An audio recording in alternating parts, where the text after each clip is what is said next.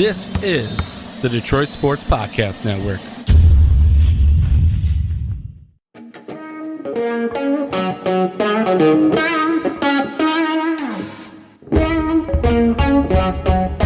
The biggest icon in podcasting.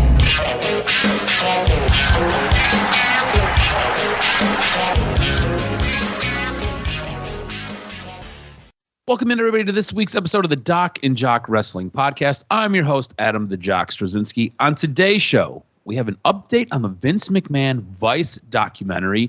Nobody from WWE participated in that one, so it should be a banger. We've got a quick update on Drew McIntyre's health, as well as a character shift for this character on WWE TV, as well as what the heck is actually going on with Miro and Sasha Banks. Got the lowdown on all of that. Going to take a look at what took place in AEW and WWE, as well as the biggest topics and trends in wrestling. Doing it with me, as always, he's the one, he's the only. He won't get caught in Qatar and get murdered because he's not a soccer journalist. He is the one, he's the only, the Doc, John Macaroon. What's up, cuz? Knock on wood. News the other day, huh? Yeah, knock on wood, man. Every day above ground is a good day when you hear about. The crazy part was he was on a podcast and he said that, I've been feeling run down. I had bronchitis. A lot of the journalists are sick, and I can hear the cough. And poor Grant Wall said that it, kind of felt like some people when they were coughing, it sounded like a death rattle.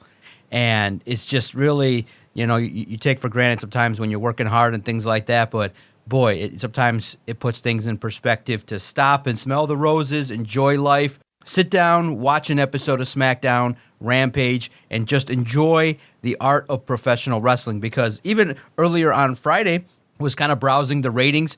Raw's third hour was among the worst third hours and among the worst rated time WWE's ever had. And I kind of felt the same thing. I felt like for me, Raw just wasn't anywhere near the quality that it has been used to. It felt like a vacation show, to be honest, and I didn't like really a lot of it. But AEW, I thought, hit a grand slam with their package of Dynamite and Rampage this week. Yeah, I thought the Raw programming, actually the WWE programming in general, was kind of lackluster. It kind of felt like a lot of it was mailed in. Raw specifically, especially that third hour, but even SmackDown. I was watching SmackDown and I looked at Alyssa at one point and I was like, what's been the best thing on this show? Like, what can I take out of this to talk about? And she was like, the first match was pretty good. The match versus the Brawling Brutes and the Usos. And I was like, yeah, that was good. But I was like, what is there to talk about? Like, you knew who was going to win that match. It didn't do anything to really advance any storylines. There was nothing really done here. So like, what is there to really sink your teeth into? And she's like, I don't know. And honestly, when we kind of go through this rundown, you can kind of tell I was stretching for topics for us to talk about because it really felt like Triple H and WWE mailed this week's in. And I guess let's just kind of start with Raw. The one big thing I guess I took out of Raw was Austin Theory. He's your U.S. champ.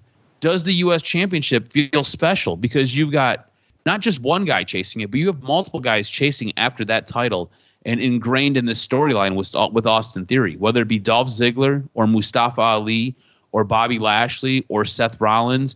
And I'll be honest with you, Dolph Ziggler's a great wrestler. Probably doesn't get the credit he deserves. Mustafa Ali, I think he's fantastic in the ring, and he's been highly underutilized in WWE. Bobby Lashley has done it in multiple places at one of the highest of levels, and Seth Rollins is probably the biggest name out of all of these guys chasing a secondary title. So I feel like with those guys, it makes it feel a little bit more important, but for me, it really does still feel like it is the WWE Championship and the Universal Championship that stand among all others. The U.S. Championship and the Intercontinental Championship are really in the background. Exactly. But boy, it is important. The U.S. title, I think, with Theory, has an opportunity to be elevated to the level where even Seth Rollins, The Miz, and people that have had it. I thought it was great to see Dolph Ziggler. It feels like his 19th return. And you always wonder because, man, that is a really unique character in Dolph Ziggler. When you look at his career arc, the opportunities that he's had, the places he's been there for so long, a former world champion, but obviously has other interests, so he's kind of in that Jericho mold where he's back in the fold, not in the fold, with Rude, without Rude, in a tag team, not in a tag team.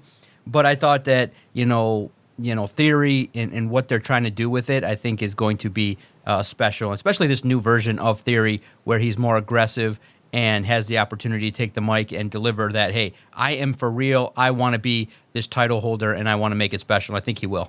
Yeah, I hope so. I hope he does, because we've talked about it multiple times. If you're going to have different championships, you're going to have multiple championships, they need to feel important. They need to be important.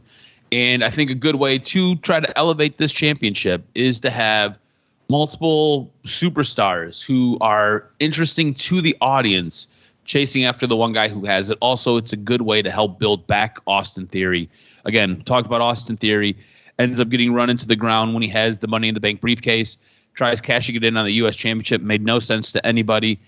But coming out of it, he's now the U.S. champ, and it really does feel like he has a rocket pack strapped to his back. So it'll be interesting to kind of see what takes place with the U.S. Championship and Austin Theory's run with it, as well as what happens with this cast of characters who are trying to get the belt. We also have Alexa Bliss and Bayley facing off to be the number one contender to Bianca Belair's championship on Raw. I want to know, what do you think will happen and what do you want to happen? Because sometimes those can be two different things. What you want and what will happen could be polar opposites.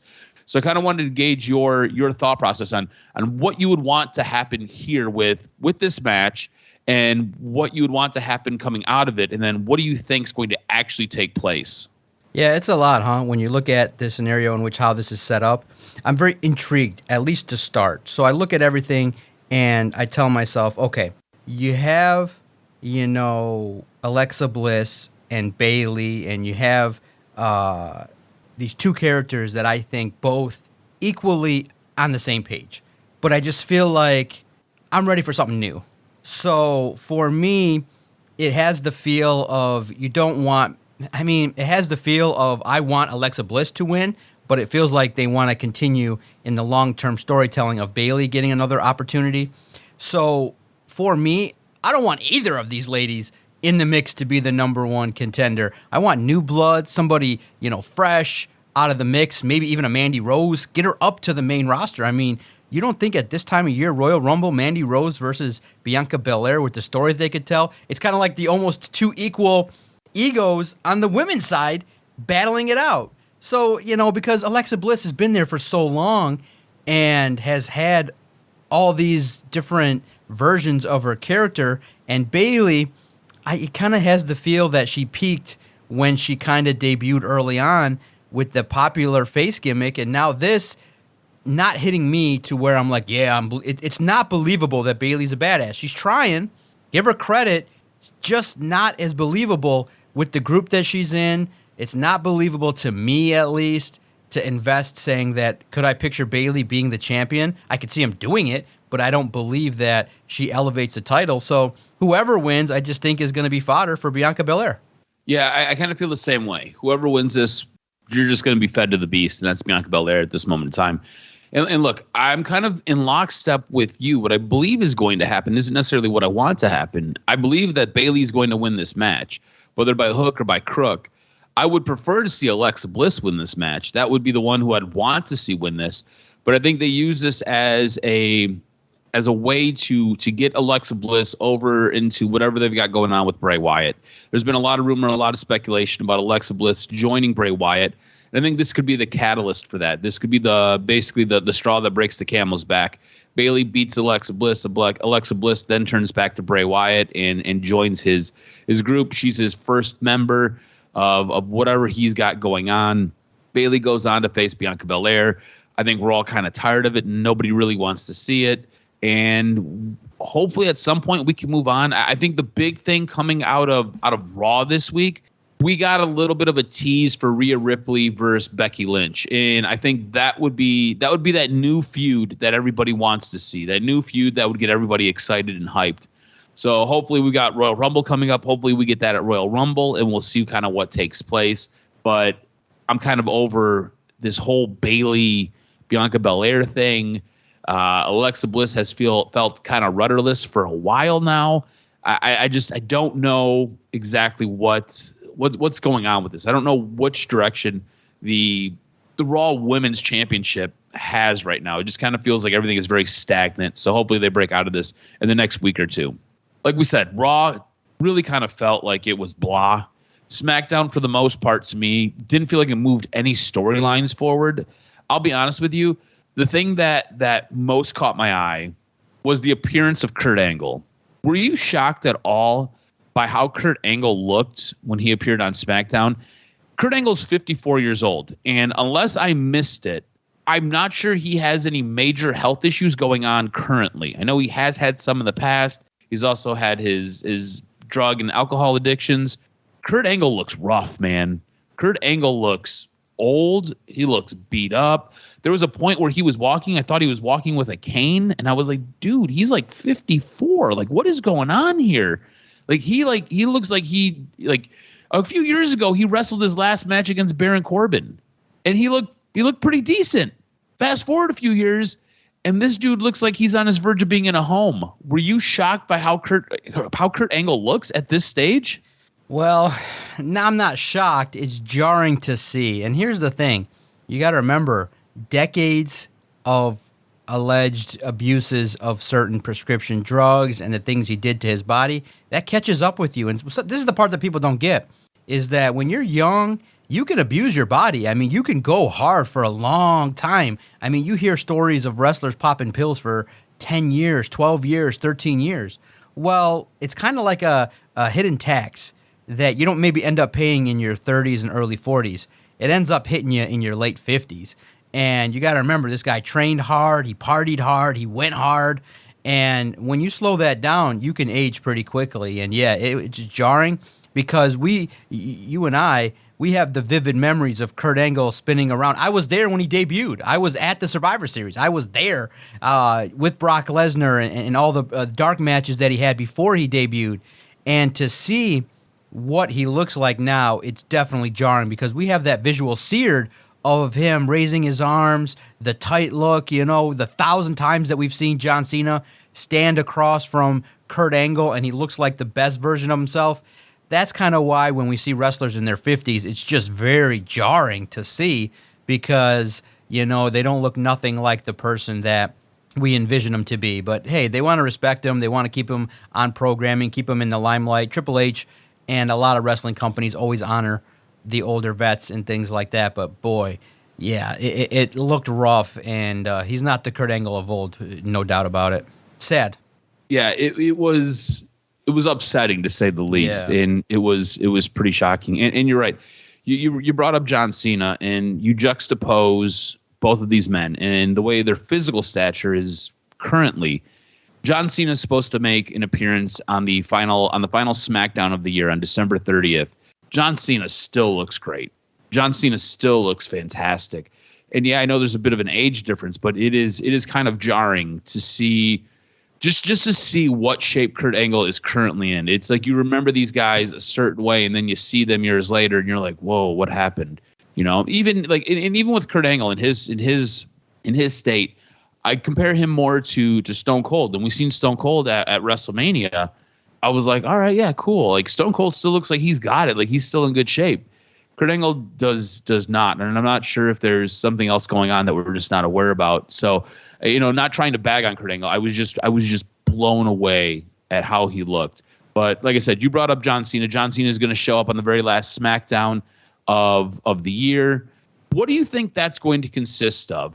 Do you think this is more of just an appearance, or do you think this actually sets something up for, say, Royal Rumble or maybe WrestleMania? You have to remember there's been a lot of interaction with Austin Theory and John Cena, and Austin Theory calling John Cena out. And we thought we were going to get it at the Raw that he showed up to for his 20th anniversary.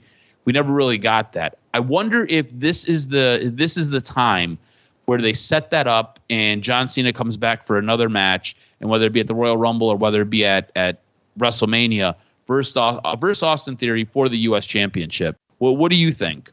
Yeah, I think it should set up something, right? It should set up an angle in the future. I'm excited to see it. Typically the last year we saw John Cena in the summer. So now to have an opportunity to see him, I'm excited to see where he's at. He's starting also now.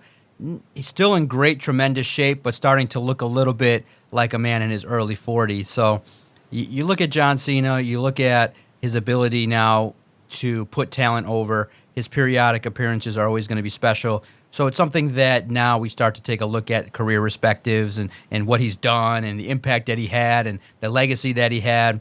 To just an opportunity to see where it goes. Oh man, could you imagine Theory and John Cena? Could you imagine, potentially John Cena putting over other talent as well in the next coming years? I definitely want to see Cody and John Cena one time in the ring at this stage. Oh my goodness, it'll be just great. So whatever it is, I'm curious to see how he puts it together, and I'm just hoping, that he gets a little bit of time before Theory interrupts. Sometimes they go 2 minutes, 3 minutes. Sometimes it's 5. Sometimes you get the opportunity to have a long promo. So I hope it's good and I hope it delivers, especially when now it's going to be one of the last shows of the year. Will you indulge me in some fantasy booking real quick with John Cena and possibly Austin Theory? Absolutely. What do you got? All right. So he shows up on the December 30th episode and comes out, cuts a promo. Austin Theory interrupts. John Cena then cuts a promo on Austin Theory. Austin Theory tries his best, but we all know John Cena's a master with the mic. Sets up a match at Royal Rumble. And leading up to it, they feud a few times on television together, a couple backstage vignettes because Cena's probably going to be off doing things with movies and stuff. Royal Rumble rolls around. John Cena beats Austin Theory, takes the U.S. Championship.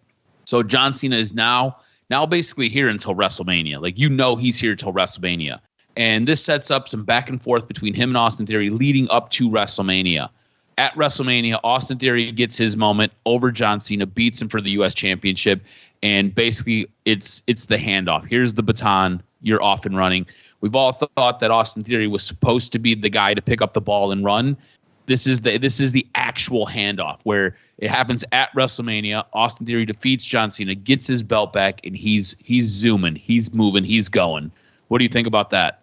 It's interesting, but do you really want to do 50-50 booking with this scenario? See, I don't. I think that you just have him straight up win at the Royal Rumble. You have a good feud because you think John Cena is going to invest 90 days with the company. The man seems like he's ultra busy. It has a feel of more of like a 1 month thing. It could be a multi-month setup, but I would have it where Cena is just kind of then, if you're going to do it with Theory and you want to have if you want to have a payoff at WrestleMania, you just have the match at WrestleMania, one match, and that's that. And you just have John Cena kind of just poke around and play some mind games where, Theory's having matches with Mustafa Ali, and there's John Cena, obviously on the announce team talking and just putting it out there that, Austin Theory thinks he's all that, but I got something for him.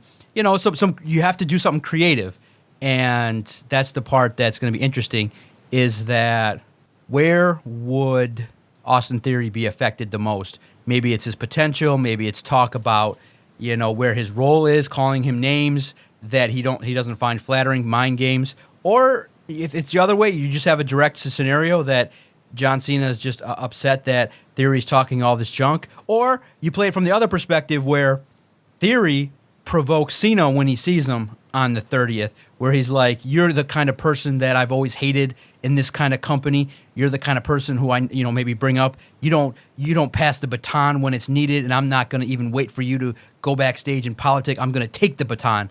And you just have John Cena, doing like charitable work, and there's Austin Theory. I would probably do it from that perspective, where Theory is fucking with Cena. And he just does it so much where he pisses him off so much that Cena's like, screw this, and then gets mad, and they have their ultimate payoff. That's kind of how I would do it. That could be interesting, too. Either way, I think this is the direction that we're heading in. I think Cena comes back, and it's at least for one more match, and I think it'll be against Austin Theory. And whether it's at Royal Rumble or WrestleMania, I do feel like it should be a treat. Remember, if John Cena does not want to invest a ton of time, you can always do what Brock Lesnar does, where he shows up to every other or every third event, whether it be a Raw or a SmackDown, cuts a promo, or just kind of comes out and looks strong for a minute and then leaves. So there are ways to kind of do it and kind of stretch it a little bit because we have seen it done in the past. The one thing that really gets these guys who are former wrestlers who are now actors really nervous is a few years ago, John Cena and The Rock had a match. The Rock was in the middle of filming a movie, ends up getting hurt. It ended up costing the movie company millions upon millions of dollars because The Rock could not perform or could not act because of his injury. So he was basically laid up. So they had to alter a lot of their scheduling. And like I said, it cost them a ton of money. So that's always the big concern, is being involved in videoing something or recording something at the same time that you're doing the wrestling and you getting hurt while you're in the middle of production of some show. So we'll see. Again, we'll see what happens. It's going to be interesting. We basically have less than what, 2 weeks, 3 weeks away from it. So we'll see what takes place. Should be a good time. AEW, you said it. I thought Dynamite was fantastic. Dynamite was great. And we opened with a match which led to Ricky Starks getting his shot at the AEW Dynamite Diamond Ring, where he'll take on MJF for the Diamond Ring as well as the championship belt. In the end, MJF comes out, cuts a promo. It was a good promo. Ricky Stark, though, cuts a banger of a promo. It got me fired up, man. It got me super hyped. At times, it felt like the moment was getting a little bit too big for Ricky Starks as he stumbled a couple of lines, but he got it right back on track, and I felt like he filleted MJF. He cut such a awesome promo of a lifetime. What did you think when he was done cutting this promo? Because the one thing I thought was like, man, I really do wish you were winning that Diamond Ring, and man, I really do wish you were winning that championship. But the problem is we all know he's not. You know what I'm saying? Like the way the storyline is set up, you know he's not going to.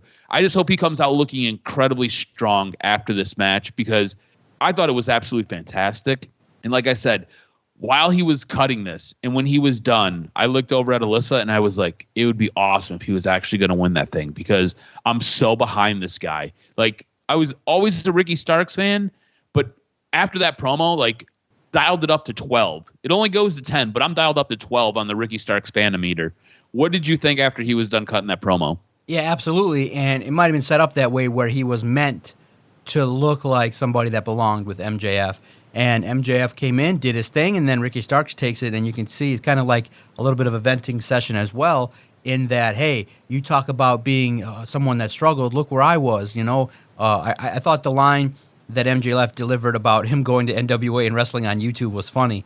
And it makes it so that you have scenarios in which you're now invested in the face wanting to kick MJF's ass. And that's all it was supposed to deliver, and it's great. Yeah, obviously, you know, Ricky Starks got excited and got really into it, got heated, and was letting it rip.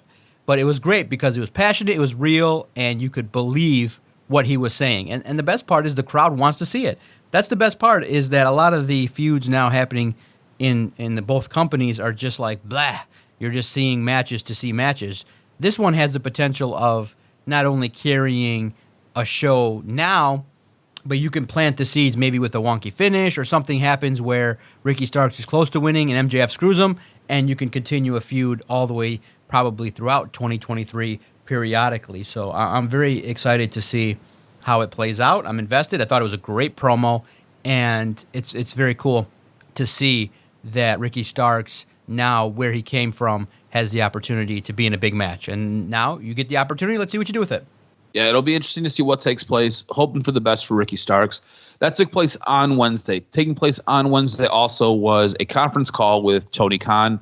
I had the privilege to listen to all of it. It was a little bit over an hour. It was for the setup for Ring of Honor, as well as previewing a little bit of what was going to take place with Dynamite this week.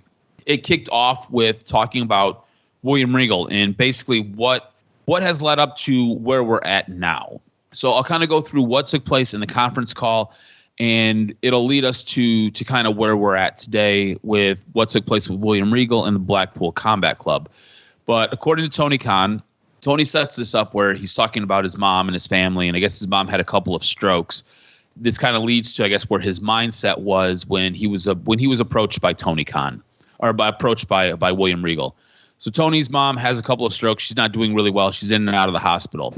Around September, maybe early October, Regal ends up approaching Mega, who is their legal, basically the AEW's lawyer, about not picking up their option on his contract so he could go back to WWE. Regal wants to go back to work with his son, Charlie Dempsey, who is in NXT, and wants to go back to basically coaching. He enjoys coaching and teaching. At some point, there are some conversations that are had. Regal ends up meeting Tony at the hospital that his mom was staying at. They go outside, they sit on a bench, and they basically they have a long conversation. Tony basically, or William basically says, like, you see the situation you're in. You see how you want to be with your family. He's like, that's where I'm at now. He's like, I'm older. I'm in like the twilight of my career. I want to be with my family. And Tony's like, I get it. He's like, we're a family first company. He says AEW is a family first company. His words, AEW is a family first company. Sounds like this meeting took place in late October. As this whole conference call is going on, Tony makes some crybaby passive aggressive comment about Triple H and the tweet for War Games. He said it didn't seem to make sense, especially since Regal is still under contract on TV until after the holiday. I'm not sure if he's referring to Christmas or if he's referring to New Year's. Either way, William Regal's contract is going to run through December. That being said, William Regal will start working in NXT in January. So it sounds like that first week in January, Regal will start working in NXT. All of it being said and done, Regal cannot appear on WWE TV for all of 2023. It's basically a 1 year of no on-screen work for William Regal. So he can be in the back. He can be working in NXT. He can be working and doing all the things. He just can't be an on-screen character. You can't see him on TV. So William Regal is being let out of his contract. Basically, AEW is not picking up the option on it, and they're ending his contract. They have a non-compete for television in that contract. He's going to go back to WWE beginning of the year. Sounds like what we've seen on television has written him off TV completely. And we ended up getting this backstage William Regal explanation about, if you're seeing this video, something bad has happened to me in the life I've lived. You're always expecting bad things to happen to you. And the whole reason for me turning on you, John, was to teach you to keep eyes in the back of your head and always be watching for what's around the corner. To me, none of this really makes sense. I thought this was the most half-assed, poor way of trying to write somebody out of TV. And to me, if you knew back in September, October that this might be coming down the line, you possibly should have been making some adjustments to your storylines. Now, I get it. William Regal was heavily ingrained in not just the Blackpool Combat Club stuff. He was also heavily ingrained in the MJF stuff. So you're basically 2 months out. You need to start reworking some of the structures on these stories so you can make for a better exit. I felt like this was so poorly done, and none of it actually makes sense. It just William Regal's little half-ass video that they did. Watch out in the back of your, watch out behind you. I did just to teach you to look out behind you and to always have eyes in the back of your head. Well, how did he get laid out by MJF? It was from the back. So obviously you didn't learn your lesson. This video just kind of, they tried to put a bow on it, and to me it just felt really messy. It just made things more clouded. To me, this was really, really poorly done.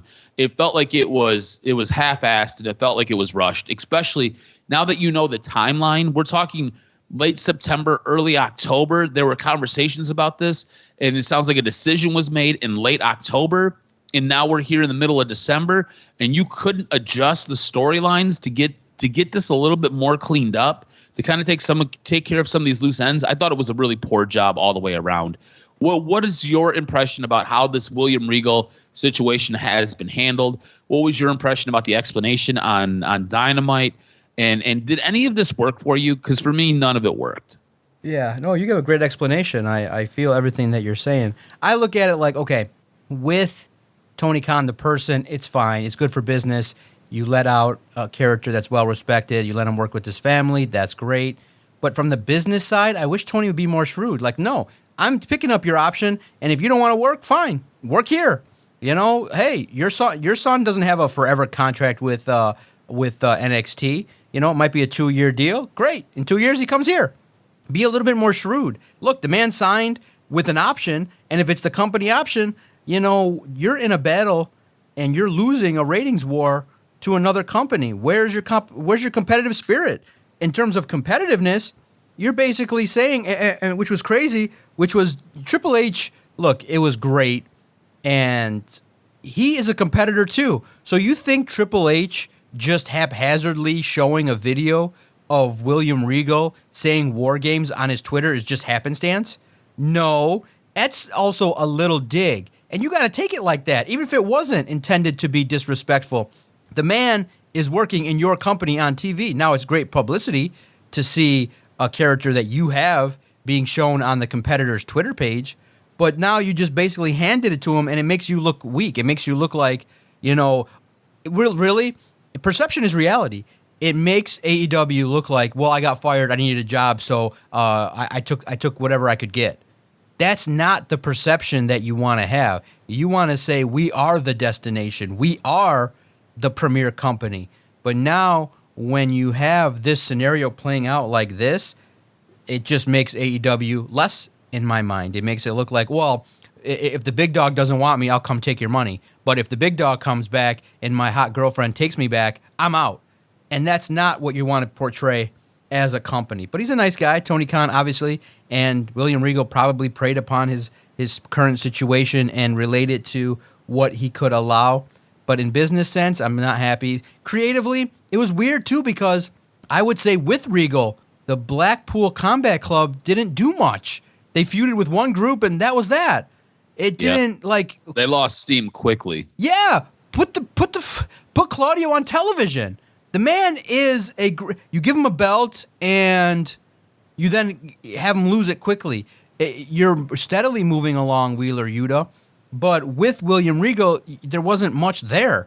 So, I don't miss it as much, in the manner in which it is now, but it just sucks because you basically had something that could have been good with Regal and MJF, and it gets cut off. So it's just disappointing to a viewer that if you're a fan of AEW and you're looking at it and you're like, Triple H just picked off somebody and made you look weak in the process of doing it.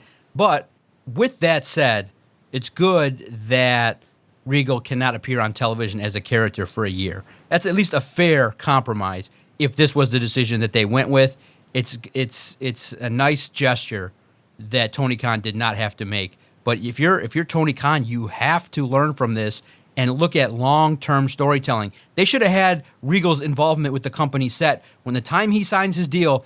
All of 2022 and all of 2023 should have been basically set up in regards to this is what you will do. And it just felt like once Vince McMahon was moved off of television and Triple H came back, it just kind of turned the tide in the direction of how people felt about AEW, how people felt about AEW and WWE. Now people are like, oh, yep. Triple H is there? Well, that just seems like the ice cream now got the jelly, got the cherry and the chocolate on top, and it got, a bunch more of it. So you look at it and people are like, well, AEW's good. It's a nice Snickers bar, but WWE is the chocolate factory, and everything there it has what we want. And it's crazy because now what are we hearing? Miro should go back, others should go back, Andrade, so it's not a good thing right now with AEW, especially with their ratings. So I'm just disappointed because I want Tony Khan to be a little bit more shrewd. And it's weird because he says it's a family-first company, and he's doing this so he can go back and be with his son. I think really what this comes down to is he has an immense amount of respect for William Regal, and that's why he's allowing this to happen. Andrade wants to go back to WWE so he can be with his wife, Charlotte Flair. That's not happening. You've got Malachi Black, who wants to go back to WWE so he can be with his wife, Zelina Vega, and that's not happening. So you've got Buddy Murphy, who I think would love to go back to WWE so he can be with his girlfriend, Rhea Ripley. That's not happening. So you have a bunch of these guys who basically have asked for the same thing, to go be with essentially a family member, and he said no to all of them. But I think it really comes down to he has an immense amount of respect for William Regal, and obviously him not being on TV for the next year makes a big difference. If you're going there in a wrestling capacity, you're going to be on TV. So you can't really control that. So I think that's another reason why those guys can't go. But yeah, it's weird. I feel like William Regal being brought in, I felt like the expectation for it felt like it moved the bar so high up. And I don't feel like we ever got there. I don't feel like it ever really took place. And whether that was because he just wasn't utilized to his full capabilities, or whether it was just the talent didn't want to listen, I don't know. Because there's been so many reports that have come out about why he's leaving, and some of those are he loves to teach, but it doesn't seem like a lot of the talent wants to listen. A lot of the talent wants to do their own thing. And in WWE, when you're in NXT, you're showing up for class. And if you're not showing up for class, you're not going to be there. So you're listening to the man. And look, he is a fountain of wrestling wisdom and knowledge. It's bonkers to me, especially if AEW is going to set Ring of Honor up similar to NXT, right? Use it as a third show, as more of not necessarily a developmental show, but a way to get underutilized talent that has that has some rough edges to really help get them refined, and you might possibly be getting a TV deal. This Saturday we've got Ring of Honor Final Battle, and it sounds like after Ring of Honor's show, which takes place at 4:00 on Saturday, it sounds like we're going to get an update on Ring of Honor possibly getting TV, as well as possible partnerships with other wrestling organizations. I wanted to get your best guess for who they might be signing a TV deal with, because nobody knows, and who do you think they might be partnering with. And I think a guy like William Regal would be used perfectly if you were to make him, you can have him on TV, but you could also use him in Ring of Honor, helping to help refine some of these younger talents, helping to help elevate them, almost like he does in NXT. It would only seem to make sense. Like, you sign guys to developmental deals and bring them into Ring of Honor and have them work, kind of like how they do in New Japan, where they're basically what they call the young boy, and you're working in the dojo. And as you work through that and you show and you earn your keep, you then get TV time. And then you're working with Regal hands-on with that TV time. And then he can still do his stuff on air. And then you can do so much more with William Regal. I just felt like there was not enough foresight here, and it really is frustrating. But back to Ring of Honor, again, Final Battle Saturday at 4:00 on pay-per-view, on Bleacher Report. You can get it all those places. What do you think is going to happen with their television deal? Who do you think they're going to, and who do you think they partner with? See, I don't know if it's television. I think when I look at the manner in which these companies handle what's going on, maybe you go into streaming. Because what's the value to me in Ring of Honor? It's not the current name. It's great, Ring of Honor, all the history and stuff, but the value of that company is in the library. So I would, if you're Tony Khan, maybe leverage the TV deal against a streaming service, maybe Discovery, Paramount.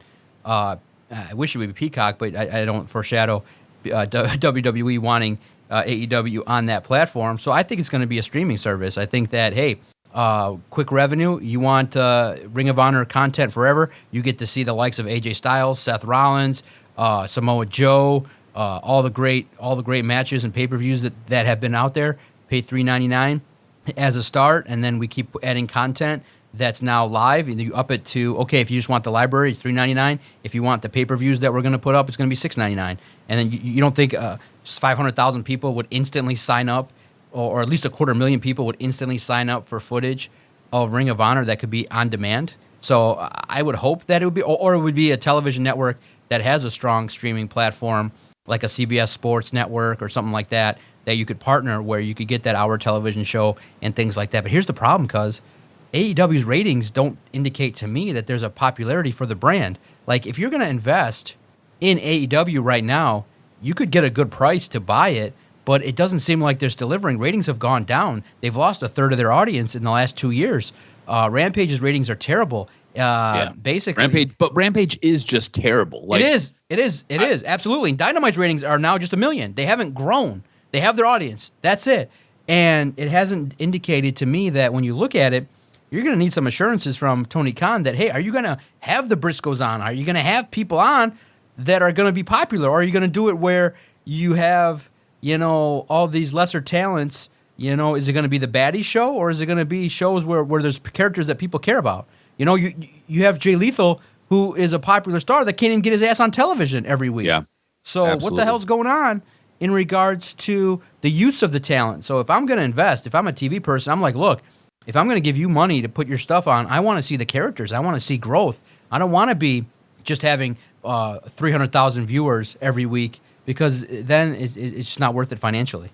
Do you think AEW has maybe overextended itself a little bit. It has grown maybe a little too fast, especially with its roster kind of bloating, and you having all these people that you basically have on payroll, but none of these guys can get on TV. I remember the very first, and it wasn't even owned by AEW. It was the catalyst for what AEW became. I remember the very first, I think it was All Out, where you had Cody and Dustin in that epic match that basically brought a tear. You had so many different indie stars on there, so many different indie wrestlers, and it felt special. It felt awesome. I think some of that specialness that AEW had, because they capitalized on that moment. Tony Khan capitalized on that moment. He was like, cool, I'm going to buy this company and we're going to invest and we're going to do these things. And he put basically the brain trust that put that together, he put them all into positions of being executive vice presidents, and whatever it means, it means. Honestly, I just think of the paper titles. But whatever it is, some of that specialness has kind of worn away. And when you see guys like, like Cole Carter, a dude who was released from NXT and then 15 days later he's on AEW television, he's not any good. Like, he's not. Like, he doesn't have any ability to convey any psychology in a storyline. And I don't know if there's anybody there to teach him how to do that. And he doesn't. His moveset in the ring is not very good. You have so many of these guys who are just there, and they're just like taking up space, and they don't do anything. And then you have other guys who are really good, and like their TV time gets cut. To me, it just Ring of Honor or AEW felt like it was Ring of Honor on steroids, and it felt special. It no longer feels special to me. It just feels like it is a show, and it has all kinds of stuff going on, and you might get a good Dynamite this week. Don't count on Rampage. Like, I finished watching Rampage on Friday night, and I was like, why the fuck did I waste an hour of my time? Why do I waste an hour of my time every Friday night? I could go out. I could go to a movie. I could go to a bar. I could go to a restaurant. I could go do something. But I plan my Friday night. I get out of work. I plan my Friday night around watching Rampage. And every time I am disappointed. It is like getting kicked in the nuts repeatedly. I always feel like I'm going to miss something. I'm going to miss a big segment for our show. And if I don't watch it, then I won't know what the hell we're talking about. And I feel bad doing that to the audience. And every week I watch this shit, and every week I'm even more upset. Like, Rampage blows. Dynamite is usually okay. Ring of Honor, I don't know if you get a TV deal. And if you do, it'll probably be, like you said, it'll probably be more along the lines of streaming. It'll probably be HBO Max is what you'll get, because that's been what has been rumored for months and weeks here. And if they're going to partner, they'll probably end up partnering with New Japan, because they have that work with AEW. To me, Ring of Honor is going to be AEW Light, which really Rampage should have been. But Rampage is like this overfill. It's like Dark Light or Dark Plus. It's just, to me, Tony Khan needs to sit down. I think he has way too much on his plate. He needs to sit down and really realize what all he has going on, and start to compartmentalize these different companies and figure things out. Compartmentalize these different shows. Maybe get showrunners for them, because it is turning sideways. You're right. The audience isn't growing. Dynamite's audience or Rampage's audience is dropping. So if your audience on your main show isn't growing and your secondary show is starting to fail, how are you going to bring a new show into this and promise ratings? I don't think you can. Right. Basically, long story short, he didn't do enough to raise the value of Ring of Honor since he got it. Yeah. It's like, I have Ring of Honor. Great. What'd you do with it? Nothing. Pay me. Yep. No, that's not how it works. It's not how it works. So we'll see what's announced. 4 o'clock pay-per-view, huh? I might have a chance to tune in a little bit, or at least follow along. 4 o'clock Eastern time? Yep. 4 o'clock. All right. Middle of the day. Middle of the day. Because later on Saturday night, you've got NXT Deadline, which is, I think, taking place at 8 o'clock on Peacock. Got it. So they're capitalizing on no football during the middle of the day on a Saturday. So you have a football-free Saturday, except for the Army-Navy game, which they fail to mention all the time. Army-Navy game takes place at 3, I think. The pay-per-view takes place at 4 for AEW or for Ring of Honor, and then you have NXT taking place at 8 o'clock tonight. Gotcha. Okay. Very Lots much so. I'm curious to see how what evolves from the Ring of Honor show, and some news could be made as Ring of Honor takes another step forward in their journey of becoming more relevant with the care of Tony Khan. Interesting stuff. What in your mind was the best show of the week? I think we're going to agree this week. Yeah, I think you're gonna agree with me on this. I'm gonna go Dynamite. Really felt like Raw and SmackDown were both very lackluster. Like I said, Rampage was. I just wanted to take a grapefruit spoon and gouge out my eyeballs watching it. So I'm gonna give it to Dynamite. Absolutely. Even though I was not happy with the finish of the FTR match, I don't like where, and it's not just a roll up. I don't like where it's just like move and then pinning combination done. You need to have like a move, like a reversal into a pin is almost as bad as a roll-up.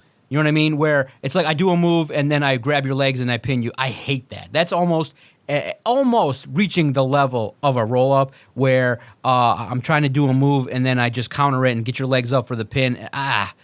It just needed a little bit more to cap the icing. It was an A- match, but you needed to do FTR just a little bit better, like a super kick, do the finishing move, do something. Just a reversal. Oh, it just bothered me. I put it in my notes, so I had to get it out there. But otherwise, AEW was fantastic with the use of the women, with the timing of the matches, with the promos.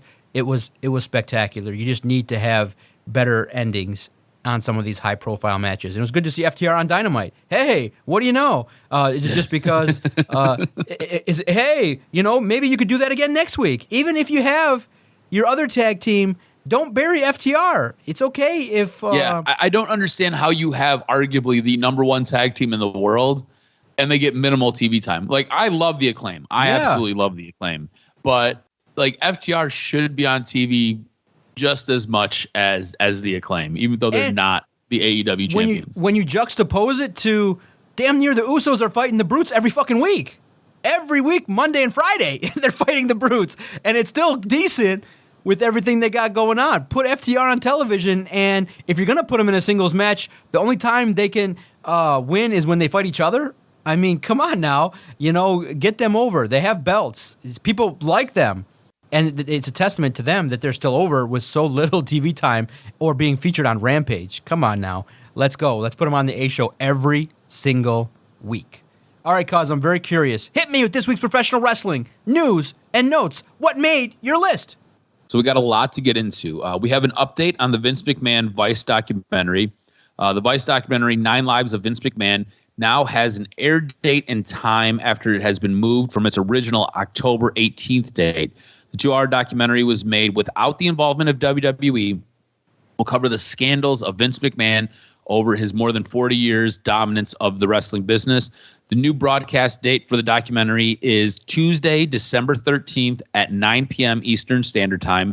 This means that it'll start an hour into that evening's broadcast of WWE NXT. In addition to the upcoming 9 Lives of Vince McMahon, there's also a multi-part documentary on Netflix made in conjunction with WWE. There is currently no confirmed release date for the Netflix documentary, although it has been in the making for the last 2 years. Quick update on Drew McIntyre's health. During the latest Wrestling Observer Radio, Dave Meltzer reported the following on McIntyre's injury. He is injured, I was told, in injury, but it's not a form of a first-hand source. So basically somebody second to Dave basically told him this. But he is supposed to be back for the Christmas show. So it's only going to be a couple of weeks. I know that it's still not clear what it is, but he should be back very soon. This week, Drew McIntyre was removed from, like you said, the Brutes and the Usos. It was supposed to be Drew McIntyre and Sheamus taking on the Usos, but because Drew was hurt, he was removed. Now, we may be getting a character shift for Asuka. On December 6th, there was a series of tweets that came out that stated that the world was full of shit and had images of Asuka with shorter hair and a Joker-esque smile. Honestly, the artwork was pretty fantastic. Like, it looked great. I hope this is what we're getting, but I'm not sure. We'll see. Asuka most recently appeared on this Monday, December 5th edition of WWE Raw, where she lost a triple threat match against Rhea Ripley and the eventual winner, Bayley. It seems that the loss may have triggered her darker side. I've been begging for a character shift with Asuka forever and a day, and I hope this is it. Like I said, if you can go online and you can find the images of her, she looks absolutely incredible this way. It looks outstanding, fantastic. So fingers crossed that this is what we get. Now, Miro has been absent from AEW TV for a very, very WWE reason. It's been a very long time since we've seen Miro. Well, Miro most recently appeared at an AEW pay-per-view at All Out. Before that, Forbidden Door. There is a shocking statistic about Miro's 2020 time in AEW. Miro has only wrestled in 4 matches for the entire year, with a solid win-loss record of 3-1. The big question is why? Why only 4 matches in all of 2022? The answer is creative, which is the most WWE answer of all time. According to a new report from Fightful Select, the reason is that there has been no creative presented for him.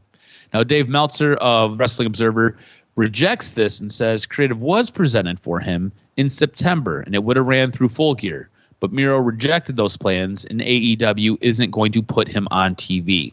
So it sounds like there might have been creative, but it wasn't good enough, and if there wasn't good enough creative, there was probably no creative.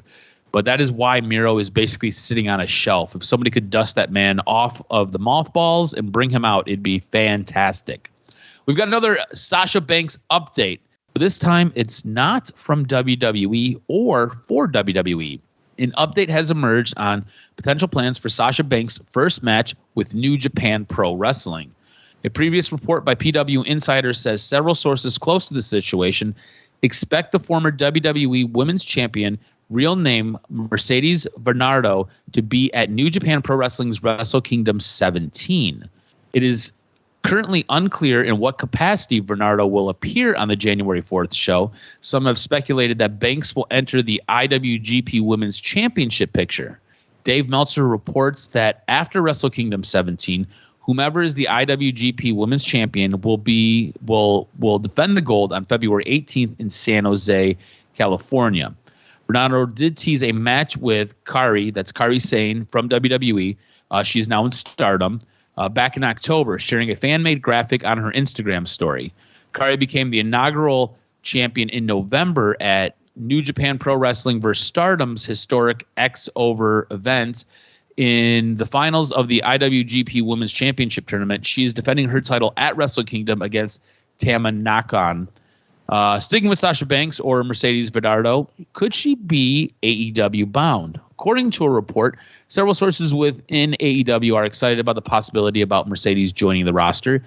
Interestingly, there was an interesting announcement for AEW Dynamite set for January 11th at the Kia Forum in Los Angeles, where current AEW Women's World Champion Jamie Hayter and Dr. Britt Baker, DMD, challenged Saraya to a tag match, noting that she needs to find a partner.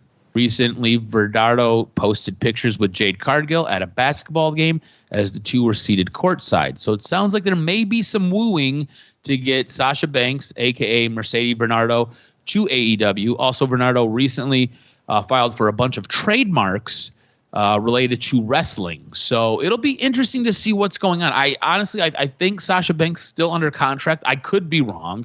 I'm not 100% sure. I can't seem to nail down what her contract status with WWE is. Her wrestling in New Japan, there might be an out there. There might be a clause there where she could wrestle for a foreign wrestling company before a non-compete is finalized. I don't think so. I don't think WWE would do that, but possibly her wrestling for AEW, if she's still under contract with WWE, I have no idea how this is going to work. Again, I don't know what her exact contract situation is. I do know that she was talking to WWE for a while, and it sounds like they were stuck on money. At this moment in time, it sounds like she might be going to New Japan and then possibly AEW. Who the hell knows right now, but Sasha Banks possibly wrestling everywhere in 2023. And that's going to do it for this week's wrestling news and notes. Make sure you follow Adam on Twitter at AdamRSTROZ. Follow the network at Detroit Podcast. If you've agreed or disagreed with anything that you've heard this week or anything that you see from the Doc and Jock Wrestling Podcast, hit us up. Let us know. We love your opinions. We love your insight regarding all of the things that go on in the world of wrestling. If you're a big fan of Raw, if you thought the OC getting some action was good, if you think that Asuka, changing characters is a terrible idea, let us know. Hit us up on our Twitter page at Detroit Podcast. And if you want our content delivered to you quickly, easily, all you got to do, go to the place that you love finding podcasts and type in Detroit Sports Podcast. And when you see that old English D or when you see the logo, Detroit Sports Podcast, hit that subscribe button and share it, and that's how we continue to grow over this last decade. Because that was a good, juicy hour breaking down the world of wrestling. Things could be better in the ratings world, but the good thing is that you know what keeps growing? Wrestling talk is growing all across the board, from all the podcasts, all the content makers. It seems like more people like the coverage of wrestling than the actual wrestling, and that's something to say, as some podcasts are generating over 7-figure listens every single week. Everybody, we look forward to breaking down everything that happened at Ring of Honor, AEW, WWE next week on the Doc and Jock Wrestling Podcast.